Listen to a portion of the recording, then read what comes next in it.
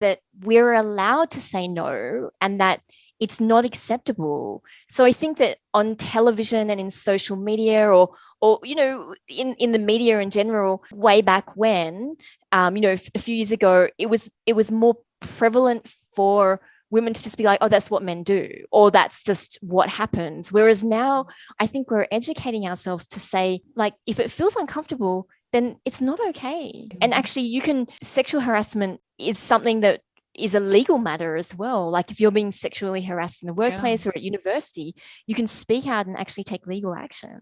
Yeah. That's true. So why are you interested in sexual harassment topic? I think, first of all, it's not my area of expertise, but I do have a lived experience of being sexually harassed.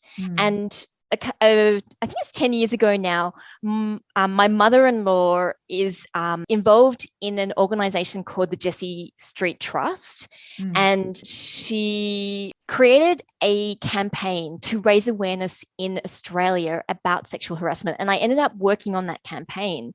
And so I learned a lot about the way that young women in particular are not educated about what sexual harassment is. And I thought it was really interesting, the context of us being Asian as well, because my perception was that so many of our embedded self-beliefs and also the perception that other people have of Asian women, I thought made us more of a target for sexual harassment.